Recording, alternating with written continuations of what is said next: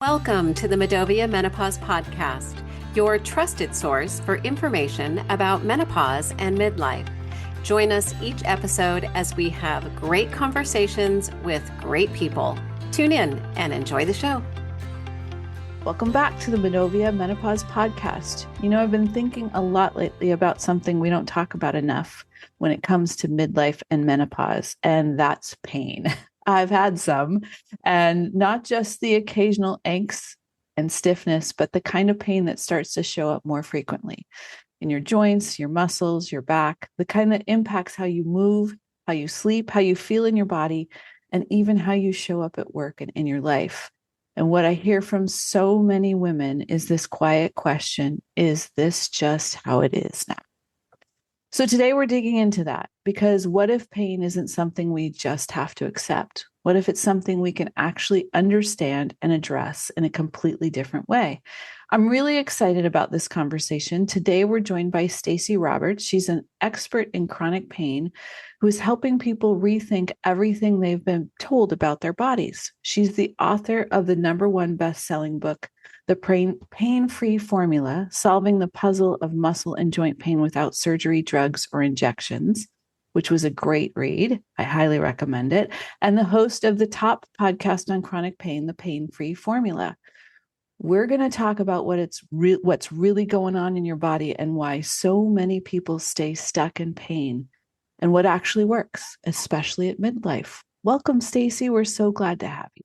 Oh my gosh, thank you so much for having me. I'm very excited about our conversation today. Yeah.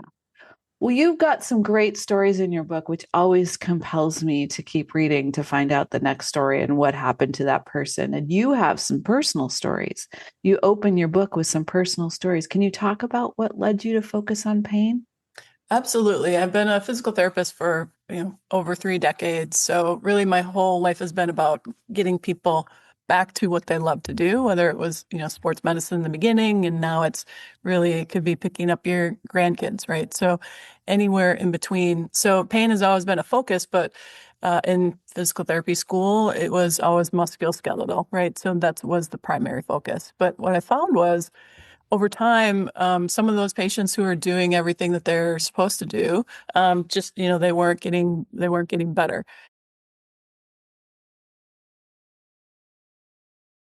So sometimes I would notice that those patients wouldn't get better despite doing everything that they were supposed to be doing.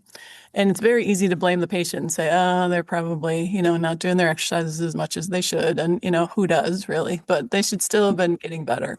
So I started looking into what other causes of pain were. And that could have been, from the psychological aspect to the physiological aspect. But fast forward to more midlife, as I was in postmenopause, because I was lucky enough to fly through menopause, I think due to nutrition and working on gut health and things like that early in life, due to other issues that I've had from a joint pain perspective. But then post-menopause, I started having this pain coming and going, stuff that I couldn't control, even though I have a background as a PT. But then the catalyst to everything in the book was I went to a wedding for my niece, and my son, who was 21 at the time, or 22, was doing the polka and not doing it very well. And if you're from the Midwest, you have to represent. So I was a little worried about it. So I went out there and we were doing the polka together, having a blast. And then all of a sudden I just felt and heard this pop in my knee. And I thought, what was that? And I literally couldn't put my foot down on the floor without searing pain. Felt like a hot poker was going through my knee. And I was stopped suddenly. And my son's like, "Are you okay?" And he kind of gave me a hard time, like, toughen up. And then he saw the tear kind of coming down my face. And he's like, oh my gosh, because, he never really sees that. So I kind of limped off and shooed him back, said, go have fun, that type of thing, as we do. And when I sat down, my dress hiked up a little bit, and I could see my knee was now twice the size of the other knee, which was crazy. And I wish I had a video of me trying to get back to the car by myself, and then and then driving home with my left foot, because it was my right leg, or driving back to the hotel.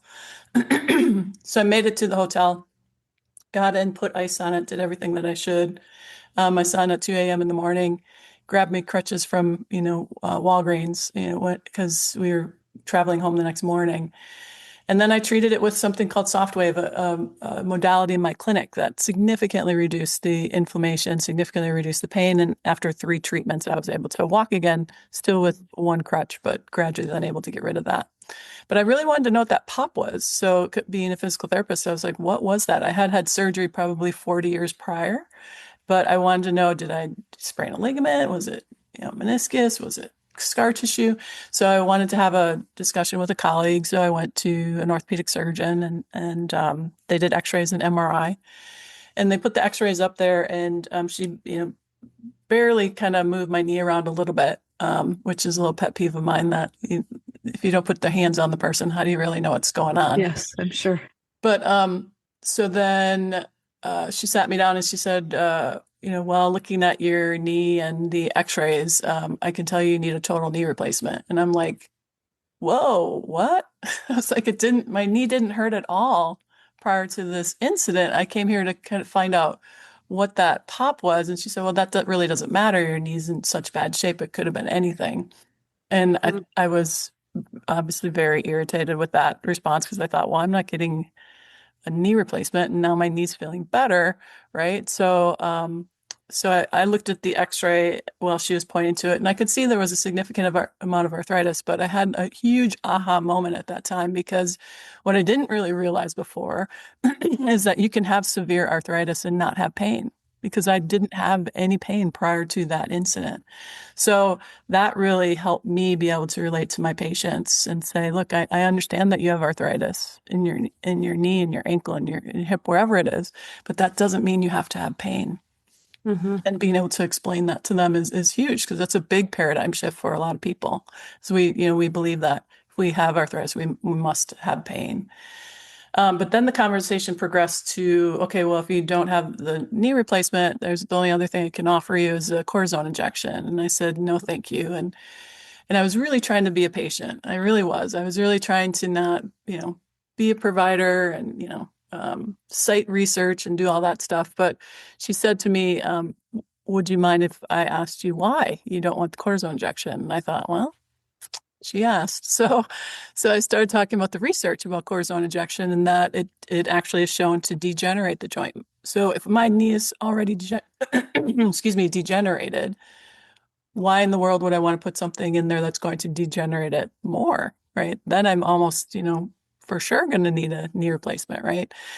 So she said to me, oh, you'd have to have 100 of those injections for that to happen. Now I was feeling the heat now rising up in my body.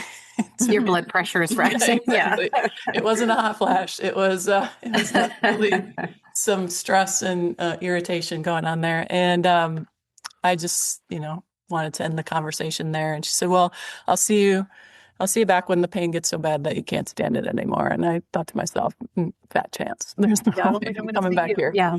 Yeah. So that really, as I was walking to my car, I just thought, I have to let people know about this. How many other surgeons or physicians are saying this to people, and it's just not true? Like, why is surgery the first option, or injection the first option, when there's so many other non-invasive ways to address things and potentially avoid something that, is very expensive, and as far as surgery goes, very expensive, and takes you out of your activities for a long period of time. Now, I'm not completely against it. I refer people to have surgery, especially when those really effective non-invasive methods aren't working. But yeah, in my opinion, it's oftentimes recommended too soon. And even the Journal of American Medical Association back in 2008 or it might have been 2003, said that 1/3 of all joint replacements are unnecessary. And that's one of the most conservative journals we have. I don't know about you, but sleep has just changed. Some nights I fall asleep fine, and then I'm up at 2 a.m., overheated, kicking off the covers, trying to get comfortable again. And if you're in perimenopause or menopause, you know exactly what I'm talking about. It's not just bad sleep. It's disrupted, it's inconsistent, and honestly, it's exhausting. That's exactly why I started paying attention to what I'm sleeping in and on. I recently tried Cozy Earth's sheets and pajamas, and what stood out to me right away is how breathable they feel.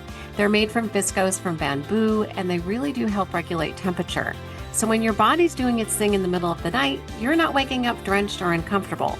And for me, it's those small shifts that make a difference. Because when sleep's already harder to come by in this stage of life, comfort actually matters more than ever. It's not about fixing menopause, it's about supporting yourself through it. And sometimes that starts with something as simple as what you're sleeping in. If sleep has been a struggle for you too, you might want to try them out. They offer a 100-night sleep trial so you can really see if it works for you. You can head to cozyearth.com and use code MEDOVIA for 20% off, because better sleep, even just a little better, can change everything. Talk about pain. You describe it as a puzzle. So this is a great place to just ask you what you mean by that. What do you mean?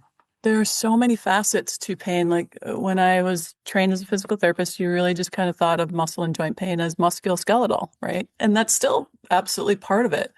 And patients are kind of confused sometimes when I talk about their gut or their hormones and things like that, and how that can impact pain. But besides, if when I work with somebody and we watch them walk, we watch them raise their arm, we see how they're moving, and when we correct those things and get the pressure off of the area, or remove the triggers. I talk about in my book about intangible and tangible triggers. Remove the triggers that we can see, which are tangible, and they're doing what they should be doing, and they still have pain. There's usually some sort of other factor. So that's the pieces of the puzzle. So biomechanics, the actual injury are one pieces of the puzzle. And then the other pieces are, how's our gut health? What are our hormones doing? What's happening with our stress levels? What foods are we eating that might be contributing to inflammation? And all those things that we don't really connect to muscle and joint health. Really, with new research, we're seeing a direct causation, not just correlation, but causation of symptoms. Interesting. Yeah, it is interesting. I think we want quick fix. I know we want quick fix, right? We don't, we're not patient.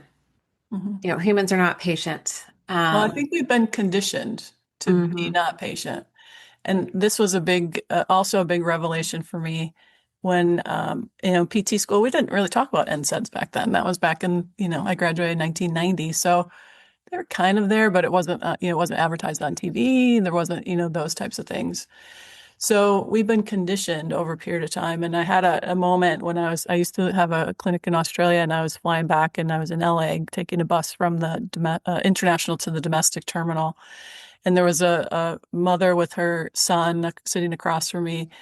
And I think I kind of noticed them because my son was about the same age and he was back in Australia. So I was missing him already.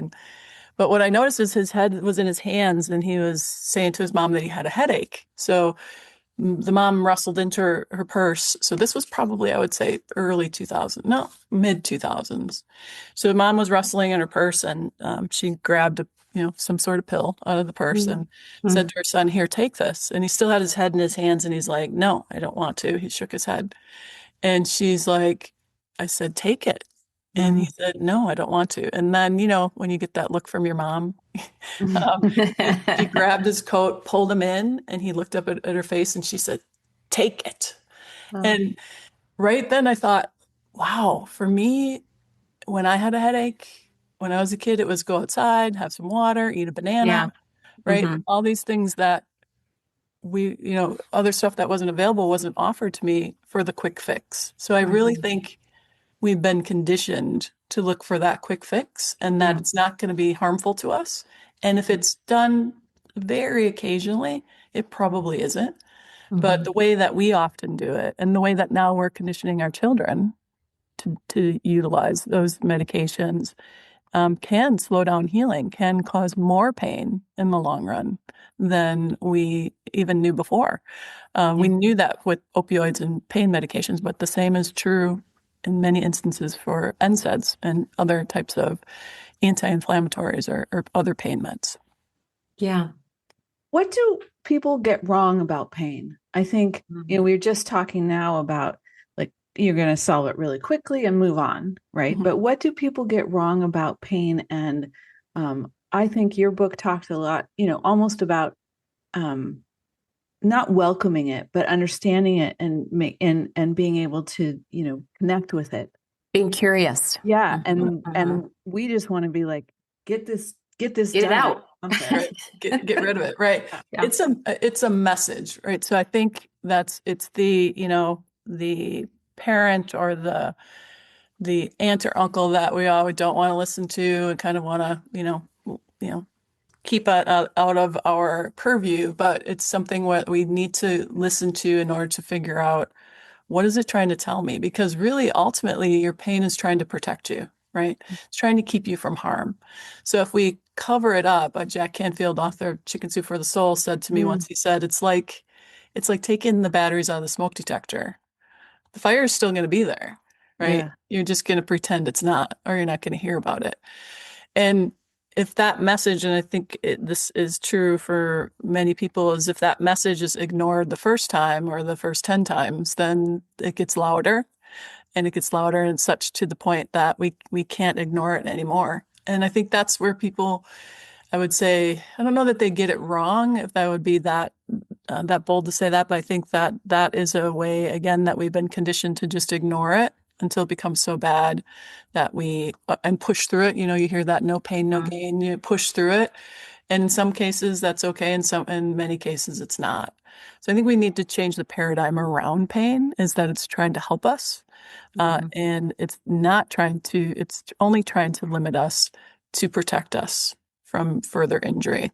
And when it becomes chronic, that's where the signals from the brain become hypersensitive, and those medications that I talked about increase that signal.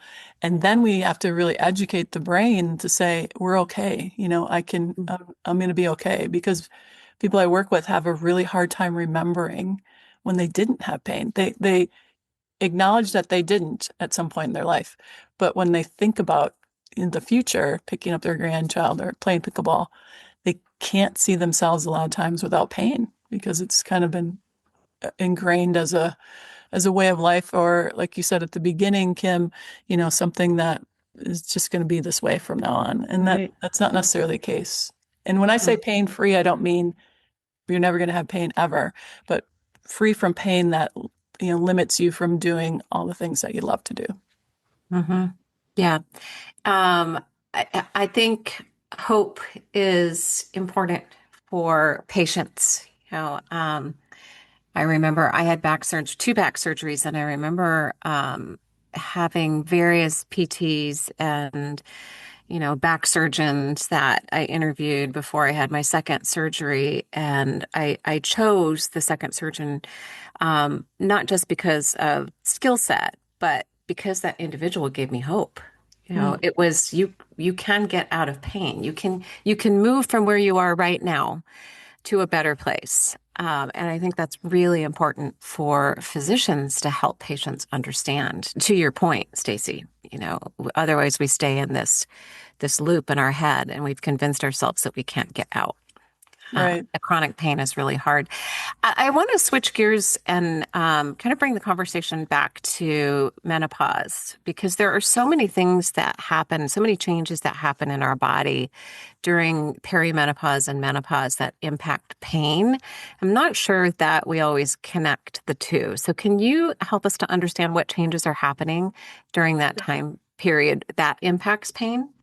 Absolutely. So when our hormone levels are decreasing, what people really don't realize is estrogen, and to some extent testosterone and progesterone as well too, they're actually our anti-inflammatory molecules, or some of our anti-inflammatory molecules in our body. So when they're in their normal ranges or healthy ranges, they're helping to combat inflammation. So as those levels decrease as we go into menopause, we lose that protection. So the things that we were doing, maybe we were able to get away with eating certain things or drinking, more alcohol, or, doing more activity that was, contributing to some inflammation in our system, but our body was fighting that. It was keeping things at bay. We lost those protectors, or we lose those protectors as we go through menopause. And then the same things that we were doing, because I hear this all the time. I'm eating the same. I'm not doing anything different. I'm even eating better than I was before, or things like that. So I don't get why this is happening. Well, it's because we're losing some of that protection from the hormones. That's why HRT, when done correctly and timed correctly, can be really, really beneficial for helping with pain. So I think that's where kind of there's a disconnect, right? Is that we don't realize that these molecules that, we've sought to control with, a contraceptive pill or other things like that through the years, or with NSAIDs and all that type of stuff as far as pain goes, were really helping us in regards to keeping that inflammation at bay. So I think if we were armed with that information going into menopause, into perimenopause, we may do some things earlier and make some changes earlier that can help us get through menopause. Like I did, because I had joint pain, I was changing the way my eating plan, and my patients taught me that. One of my patients who ended up having celiac disease, when I referred her to the doctor to get that checked out, one of the things, she wasn't seeing me for pain at that time, but one of the things that she noted to me was her joint, when she gave up gluten, her joint pain went away. And I thought, oh, that's really interesting. So then made me think about me giving up gluten. And when I did that, and gluten is not an issue for everybody, but for me, based on my genetic predisposition, it was significant in regards to relieving joint pain and aches, even as early as in my 30s and 40s. And I really think that helped me through menopause then. So, yeah, so I think there's more education around not just HRT, because that's a valid intervention, but why? Why does it work? Right. Yeah. And can we do some things as well to prepare ourselves so we don't have the big swings and we don't have the pain to the same extent, and then use HRT. They say doing it earlier is fine, and that's okay too. But there's so many people who would rather not take stuff if they don't have to for a period of time. So if we do some things to prepare our body and then add an HRT, we may not need as much, or we may not have the negative reaction that people have to it that they do. Some people. That's I love that point. Like, we don't think about food as medicine necessarily, right? Mm-hmm. Yeah. We hear often too, a lot of, I'll say younger women in their 30s that are in workplace sessions that will say, oh, I'm not there yet. I don't need to worry about this. I'm not menopausal yet. And you emphasize a really important point here, that it's really important to educate before you reach menopause so that you can begin to implement lifestyle changes, because HRT is great, but it's not the magic pill. It's not going to take care of everything, even if you choose to take it. It can help. But lifestyle changes and diet changes, nutrition is really important to recognize that and have that information. Stacey, are you seeing more women in their 40s and 50s coming in with new or worsening pain? What are you seeing? I'm seeing women in their 40s and 50s, first of all, not connecting that pain is related to the hormone changes, number one.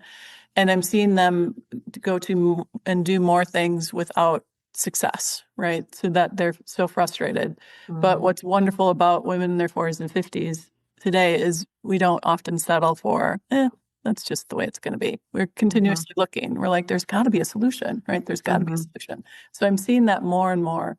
And I am seeing, I would say, probably from, 2026, probably 2010, 2014, I would talk about nutrition and gut health and how it relates to pain, and people would kind of cross their arms, right? And be like, whatever. But now when I talk about it, not everybody, because remember, I'm in Milwaukee, Wisconsin, beer and cheese, right?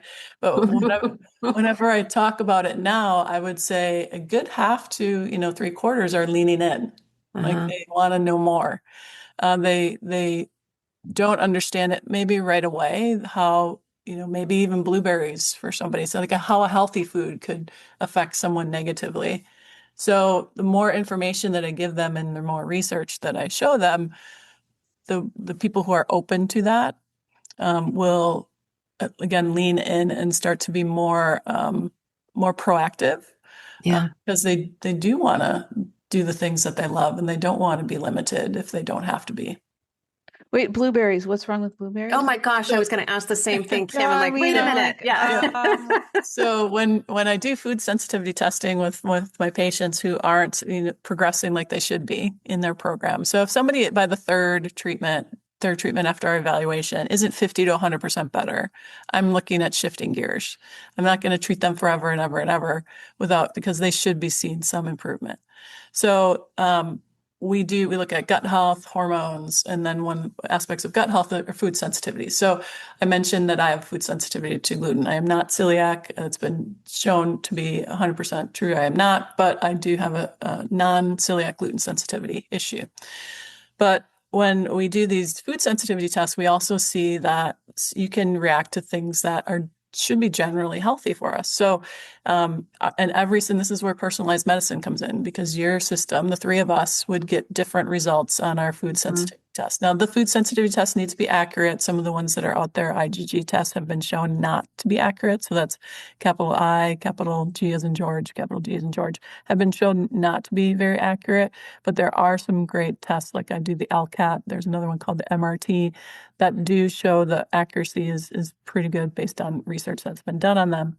And so that could come up. So one of my patients, I mentioned blueberries because everybody thinks blueberries are healthy, and they are, right? They're full of antioxidants, procyanethidins. They're great for our overall health. But for some people, you could react to that, or I have people that react to white potato, which would be crushing for me personally. But so, and then you don't have to give up blueberries or white potato or whatever it might be for you forever. Then we work on rebuilding the gut for the 3 or 6 months. And then some people are lucky enough to be able to add those things back in and have no more reaction to it, no more pain. Some people that have that, have chocolate's been one of the things, and they add it in there, and they're like, it's the weirdest thing. If I eat chocolate, my ankle aches. So strange. But sometimes they'll eat chocolate and they'll just say, okay, I know my ankle's going to ache for Right. right. So at least we're empowered with that information. Yeah. And it usually really comes down to like only 2 or 3 things that you really need to eliminate or really watch for a period of time, versus like this mountain of things that we end up not thinking we can eat. Right. Yeah. Yeah. I thought April and I are both gluten-free for different reasons, and I thought I was going to die. And I did. I haven't. I'm fine. But Because you can't have gluten, you mean? Yeah. about having to give give up the things that, I know I'm going to feel terrible the next day. Exactly. You know what you're walking into, Just a right? choice. Yeah. And you have a choice, right? So if someone's dealing with daily pain, where should they start? I would always start with food. That would be the number one place. If they're taking medications on a regular basis, I would try to start weaning off of those and then look at my food. So I think it's pretty well known now that ultra processed foods are just not good for us in general, and they're not good for our muscles or joints either. So starting with that, cutting back on those things or eliminating them if they're in the diet, that would be number one. If you've already done those things, like I have patients that come into me and are like, oh my, I've already done all that, right? And I still have issues. I'm eating healthier than I ever have. So then the next thing I would ask is, if you have pain all the time, was there an injury? If there was an injury within the last, let's say 6 months to 2 years, then we start looking at how are you moving, right? So if your body's still moving in a way that you're triggering that tissue to be inflamed, let's look at your biomechanics, adjust those. You might need to stretch some muscles, strengthen some muscles, stabilize some joints. So see somebody who's knowledgeable about those things, and that can help you move better, right? And move more efficiently. If you do all that and it's still an issue, then that's where I would say, let's dig a little deeper into your eating plans, dig a little deeper into your hormones. Let's dig a little deeper into how stress might be impacting you, because cortisol is a stress hormone, and it's another hormone that can be very protective for us. But when it's too high or too low, that can actually contribute to pain. Looking at your thyroid hormones. If your thyroid hormones are sluggish, that can also contribute to muscle and joint pain. So that's where seeing somebody like myself who does functional medicine as well is really beneficial to, if you've not been able to manage it for yourself all the normal, PT and biomechanical stuff has been addressed, that's where seeing somebody that can look at more of the physiological connection is really beneficial. Yeah, I was going to ask you that. I think obviously it's great advice. I know individuals that ask the same questions of us, where do we start, can be a little bit overwhelmed. Like, okay, but who do I go to? Who do I see? Do I go to my general practitioner? Do I go to functional medicine? Do I see a PT, or do I have to have 10 people that are helping me? And then they just shut down because they don't know who to call, where to go for help. And it can be really frustrating. So thank you for just kind of calling that out. Functional medicine. Yeah, I think not everybody has to do it. I would say that most of the people, 70 to 80% of the people that come to see me do extremely well. One thing I will say about physical therapy, I'm very proud of my profession, but also very disappointed in where it's gone because of insurance restrictions. Decreasing reimbursement has made a lot of what we call PT mills out there, where they're seeing 3 patients in an hour and trying to balance everybody out, and there's no hands-on.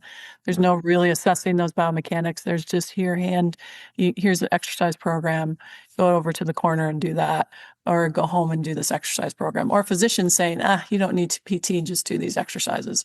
I've had patients come in after the surgery and they're walking horrendously. Like I'm just in pain watching them walk. Simply if they would have gone to PT, that would have helped them with their gait pattern or whatever right after surgery. That a lot of that would be avoided. So I think we have to go in, and it's very frustrating, but we have to go in and be realistic and say, okay, I don't feel like this. If this person's not putting their hands on me, if they're not watching how I move, I've got to find somebody else, right? So that's where we talk to other friends, we talk to people, we get on the internet. I talk a lot in my podcast about it, just try to educate what to look for and who to find, because sometimes it feels like a needle in a haystack, but if you keep looking, there's a good chance you're going to find somebody that fits. And that's the same with functional medicine. You can go to somebody who will prescribe 50 different pills, right? Yeah. Or I try to whereas I'm more of the adage of streamlining things. So when somebody prescribes all those pills, it's almost medicalizing, right? Instead of polypharmacy, we have polysupplementation. Yeah. And again, it can be harder to find as well too. So, keep looking to find that team that can work with you. And unfortunately, the primary care providers that really recognize this integrative approach are few and far between right now. I'm hoping that's going to change. So again, finding somebody like that, I'll just acknowledge that it can be very frustrating. Yeah. Yeah, we talk a lot about divorcing your doctors, right? Kim is an advocate, like, divorce your doctor, go see someone that will help you if you're not getting the help that you need. So, but I think it's hard. We've been trained to just listen to our medical providers and take what they say at face value. And so I think it's going to take a little bit of time, to change that paradigm. Yeah. It's a paradigm shift. Yeah. Oh, yeah. And I mean, as women, we tend to want to please. So if somebody tells us to do this, right? And so we've got to break out of that. And I think we're doing that. But also there's proven research about gaslighting for women, in conventional medicine too, like, oh, you're just getting older, or, oh, you have kids and, you expect to be like this. And, things that are not healthy for us. So we do need to be accountable to ourselves and do the uncomfortable thing, which is at times stand up for ourselves and say, no, this isn't, this isn't it. And like you said, maybe fire your PT or your doctor or whomever isn't helping you get where you want to go. Right. Yeah. I love this conversation because I think that, along with this, sometimes it takes time. So be patient. But you have to trust your gut. If your doctor is not helping you in the way that you want, and, you're not seeing any results, I think it's important to advocate for yourself. So I really appreciate that. So if there's one thing that you want women to walk away with from this conversation, Stacey, what would that be? To make the connection of that pain can be due to that hormonal change pattern, right? And to recognize that you're not losing it, you're not going crazy. It's not just a part of life that you have to deal with. That once we realize that and can get to the triggers, whatever they may be, you are now in control and empowered to do something about it. So instead of feeling like, oh my gosh, I don't know what to do next, or there are definitely ways out there that you can find a path to feeling much better. I definitely took that away in your book. So yeah, for sure. I just want to go back to the pain-free formula. I took that away, and I really appreciate your perspective and your wisdom on that. Thank you. I appreciate it. Yeah. Stacey, we ask one question of all of our guests before we close, and that is what is the best piece of advice that you've ever received? I can't remember if it was from my mom or my dad. It probably was from both of them, but treat people how you want to be treated, whether you're speaking to a janitor or, a billionaire. Really, what they do or how much money they have shouldn't matter. Just treat people like you want to be treated yourself. So that I really tried, and I'm not perfect, but I really try to apply that to life for sure. I think has governed my life for a very, very long time. So where can people find you? So a couple different places. Thank you for asking. My name of my clinic is New You Health and Wellness. So at newyouhealthandwellness.com, all spelled out, NEWYOUAND. They can find me there. We do telehealth. We have, if they're local or near us in the Midwest, they can certainly come to the clinic as well too, for some soft wave treatment. But I do a lot of coaching online as well to help people like what they should ask their doctor and how they, should, proceed with things, or could, I shouldn't say should. And then the Pain-Free Formula podcast, and we talk about pain and different ways to address it, whether it's biomechanical or physiological, or just interviewed an orthopedic surgeon, which I couldn't stop talking to him. It's going to be a two-part podcast because he's holistic, and I'm like, wait, where are you, and where have you been all my life? So that was really great to hear some perspective. So I'm really encouraged by the people out there who are trying to make changes. And then the book is available on Amazon if people want to read that and see if they resonate with what I talk about in there. Oh, it's great. Yeah. And we love the book. And it is a book that you're going to want to underline and, dog ear. So get the hard copy is always my recommendation with books like this. Thank you for what you're doing. Podcasts are great, as we know, to listen to on our nice walks now that spring weather is coming. So tune into the podcast. And we just thank you for being here. This is a really important conversation. So thank you for taking the time to be here today, Stacey. Oh, you're so welcome. And thank you for having me. This is certainly a passion project of mine, and really want people to understand that pain doesn't have to be a life sentence. Yeah, for sure. We don't have to suffer. Yep. All right. Take care. And with that, audience members, go find joy in the journey. Until next time. Bye, everyone. Bye, everyone. Thank you for listening to the Medovia Menopause Podcast. If you enjoyed today's show, please give it a thumbs up, subscribe for future episodes, leave a review, and share this episode with a friend. Medovia is out to change the narrative. Learn more at medovia.com. That's MIDOVIA.com.